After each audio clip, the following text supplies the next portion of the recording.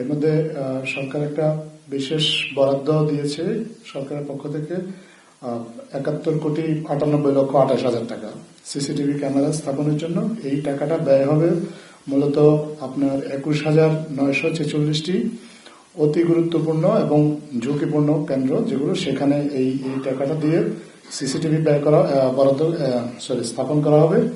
প্রতিটা কেন্দ্রে কমপক্ষে 6টা সিসি ক্যামেরা এই কেন্দ্রগুলোতে থাকবে। এর বাইরে যে কেন্দ্রগুলো আছে সেই কেন্দ্রগুলোতে স্থানীয় প্রশাসনের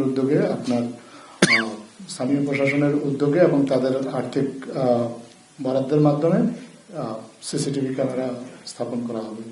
ইতিমধ্যেই এই কার্যক্রম সব জেলায় শুরু হয়ে গিয়েছে এবং অনেক জোরে সোরে চলছে। বেশ কয়েকটা জেলায় শতভাগের কাছাকাছি কেন্দ্রে আপনার অলরেডি সিসিটিভি বা সিসি ক্যামেরা স্থাপন।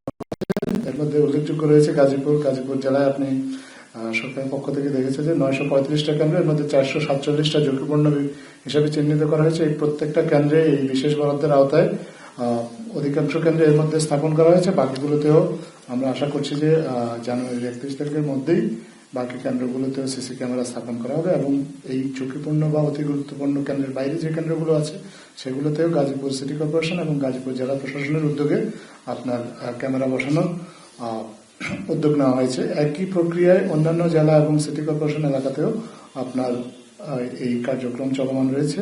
আমাদের সরকারের যারা গুরুত্বপূর্ণ দায়িত্বপ্রাপ্ত ব্যক্তি আছেন তারা বিভিন্ন জেলায় এর মধ্যেই এই সিসি ক্যামেরা বসানোর কার্যক্রমটা পরীক্ষা নিরীক্ষা করে দেখেছে, তারা পরিদর্শন করে দেখেছে এই কার্যক্রমটার অগ্রগতি কতটুকু।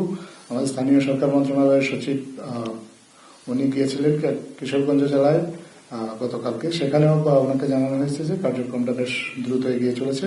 তো সব মিলিয়ে এই যে ৪২,০০০ কেন্দ্র, এই কেন্দ্রগুলোতে আমরা আশা করছি যে নির্বাচনের আগেই সম্ভব হলে ৩১শে জানুয়ারির মধ্যেই কেন্দ্রগুলোতে সিসি ক্যামেরার আওতায় আনা হবে নির্বাচনের জন্য।